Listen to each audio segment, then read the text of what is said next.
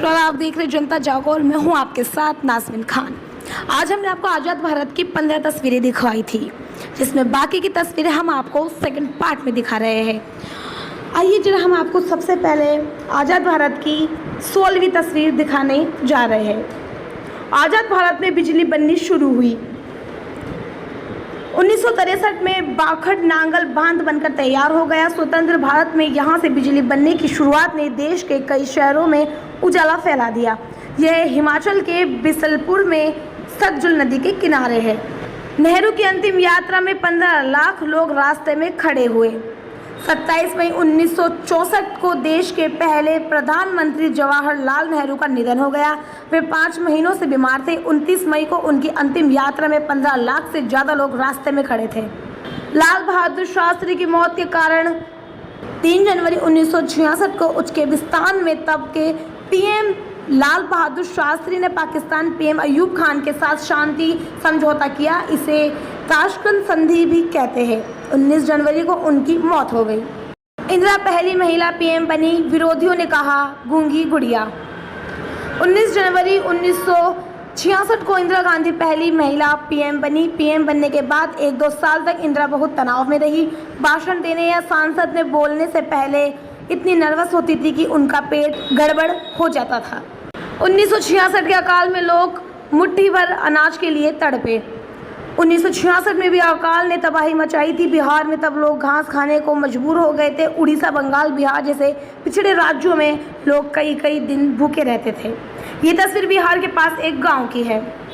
इसरो की शुरुआत हुई, अब मंगल तक पहुंच। ये तस्वीर 28 नवंबर 1963 की है। तब इसरो ने काम शुरू कर दिया था, लेकिन तब इसके आधिकारिक तौर पर स्थापित होने की घोषणा नहीं हुई थी।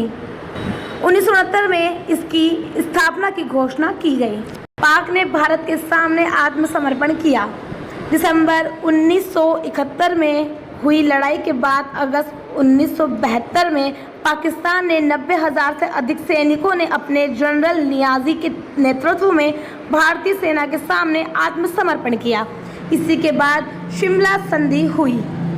पोखरण में पहले परमाणु हथियार का सफल परीक्षण।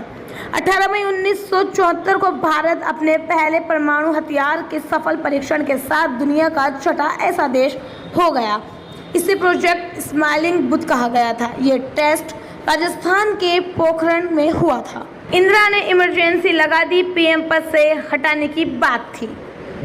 1971 के आम चुनाव में इंदिरा ने राजनारायण को हराया था, लेकिन राजनारायण ने इस जीत को हाईकोर्ट में चुनौती दे दी। आरोप लगाया कि इंदिरा ने तय सीमा से अधिक पैसे खर्च किए। कोर्ट ने आरोपों को सही बताया। जेपी आंदोलन ने इंदिरा गांधी सरकार को पस्त कर दिया। सोशलिस्ट नेता जेपी नारायण की अगुवाई में इंदिरा सरकार के खिलाफ आपातकाल के खिलाफ लड़ाई लड़ी।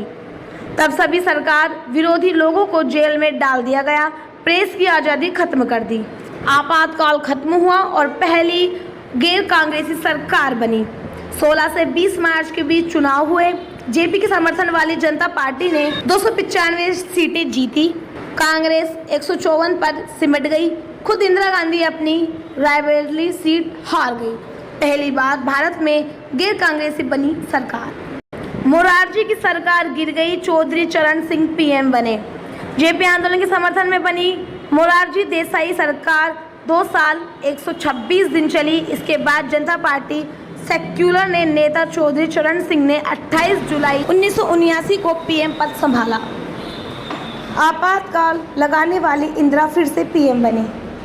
आपातकाल लगाने के 3 साल के भीतर इंदिरा गांधी सत्ता में लौट आई। 14 जनवरी 1980 को 353 सीट जीतने वाली कांग्रेस की नेता इंदिरा गांधी पीएम बनी। 1980 में चुनाव प्रचार के दौरान इंदिरा कई जगहों पर रोई। 23 जून 1980 को इंदिरा गांधी के राजनीति के वारिस कहे जाने वाले छोटे बेटे संजय गांधी की एक प्लेन दुर्घटना में मौत हो गई।